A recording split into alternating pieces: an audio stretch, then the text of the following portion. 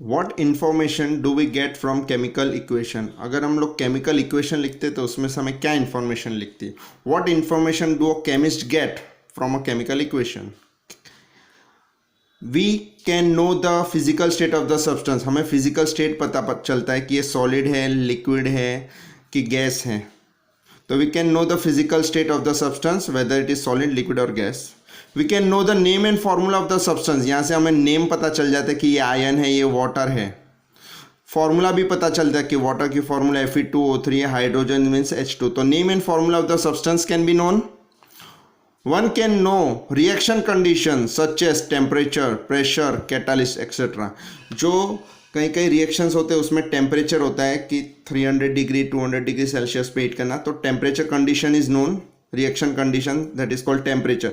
Pressure, कितना pressure होगा ये एरो के ऊपर लिखते हैं, प्रेशर और टेम्परेचर।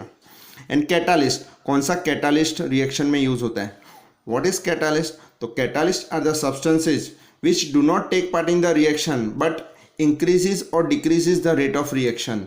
जनरली वो लोग रेट ऑफ रिएक्शन को फास्ट कर देते। कोई रिएक्शन अगर 5 आवर्स में होने वाला होता है तो वो 3 आवर्स में हो जाता है, 2 आवर्स में होता है, तो वो रेट ऑफ रिएक्शंस को कम कर देता है।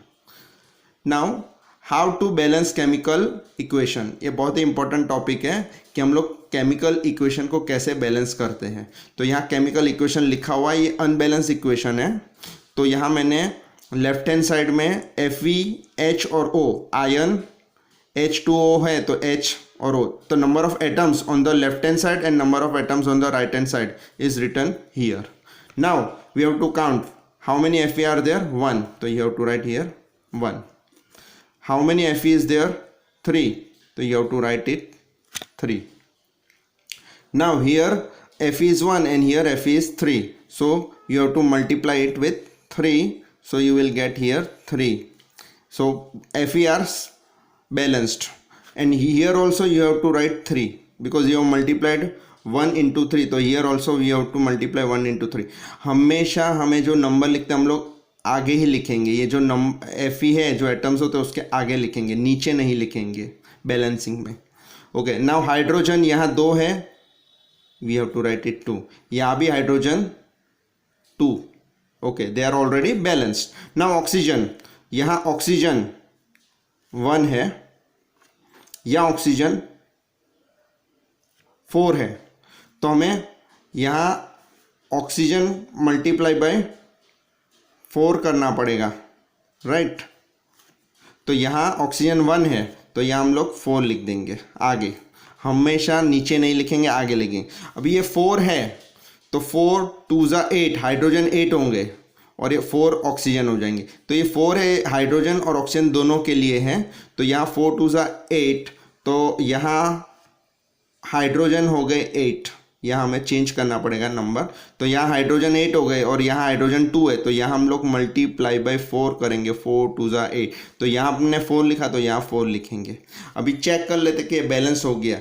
3 Fe दिख रहा है, 4 2 ज़ा 8H, 4 2 ज़ा 8H। ऑक्सीजन 4 है, ऑक्सीजन 4 है, तो 3 Fe plus 4 H2O gives Fe3O4 plus 4 H2। ये बैलेंस हो गया chemical equation. Next same, CO carbon monoxide plus H2 gives Ca3OH, methanol. तो CO और H, यहाँ भी CO और H है। ओके, कार्बन 1 है तो ओके राइट इट 1, यहाँ भी कार्बन 1 है, यहाँ ऑक्सीजन 1, ऑक्सीजन 1, ओके बैलेंस्ड। यहाँ हाइड्रोजन 2 है, यहाँ हाइड्रोजन 3 और ये 1, तो 4 हो गया हाइड्रोजन। तो यहाँ 2 है तो हम लोग मल्टीप्लाई बाय 2 करेंगे तो वी विल गेट 4। तो नंबर ऑफ एटम्स सेम हो गए, तो ऊपर भी हमें 2 मल्टीप्लाई, यहाँ 2 मल्टीप्लाई किया तो यहाँ भी हम लोग आगे 2 मल्टीप्लाई करेंगे, तो ये बैलेंस हो गया। CO plus 2H2 gives Ca3OH, तो ये बैलेंस हो गया। Next FeSO4 gives Fe2O3 plus SO2 plus SO3 plus SO2, तो यहाँ नंबर ऑफ एटम्स है Fe, S और O, यहाँ भी Fe, S और O है। Fe 1 है, यहाँ Fe 2 है, तो यहाँ हमें 1 है तो यहाँ हम लोग मल्टीप्लाई बाय 2 करेंगे तो वी विल गेट 2। यहाँ 2 किया तो Fe यहाँ भी 2 मल्टीप्लाई करेंगे। ओके, अभी यहाँ S कितने 2, ये जो 2 है वो Fe के लिए भी है, S के लिए भी है, O के साथ भी मल्टीप्लाई होगा, यानी S कितने हैं, यहाँ 2 है राइट। यहाँ S कितने 1 और 1 2। O 4 2 ज़ा 8, 8 O है, 4 2 ज़ा 8। यहाँ O 3 प्लस 3 6 प्लस 2 8, तो O बैलेंस्ड हो गए। तो 2FeSO4 gives Fe2O3 plus SO3 plus SO2, sulphur trioxide sulphur dioxide. तो ये हो गया balanced chemical equation. Number of atoms on left hand side and number of atoms on the right hand side are equal. तो ऐसे ये method को हम लोग हिट एंड ट्रायल मेथड भी कहते हैं। PB lead PbNO3 whole twice gives PbO plus NO2 plus O2। तो यहाँ लीड 1 है, यहाँ 1, यहाँ भी 1 है 1। Okay, next is nitrogen. तो यहाँ जो ब्रैकेट है बाहर 2 है, मतलब नाइट्रोजन इधर हो जाएगा 2। ओके, ये जो ब्रैकेट है यानी 2 जो है वो N के लिए भी है और O के लिए, PB के लिए नहीं, क्योंकि ब्रैकेट के बाहर 2 है तो वो ब्रैकेट के अंदर मल्टीप्लाई होगा 2।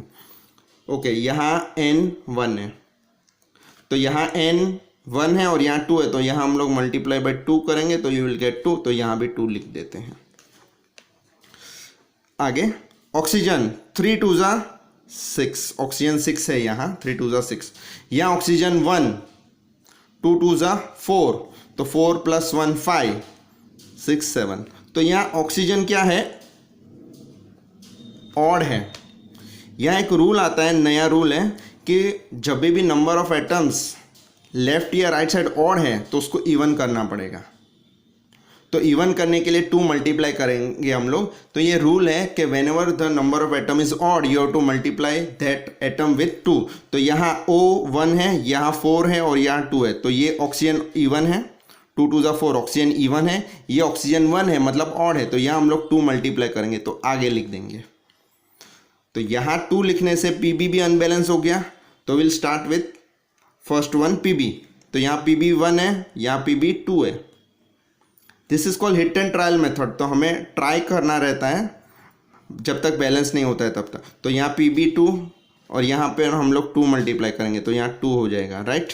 अभी यहाँ N, यहाँ 2 और ये 2 2 2 ज़ा 4 हो जाएगा यहाँ N, क्योंकि ये भी N के साथ मल्टीप्लाई होगा, ये भी 2 मल्टीप्लाई होगा और ये भी 2, तो 2 2 ज़ा 4। तो यहाँ हम लोग कट करके 4 लिख देंगे नाइट्रोजन।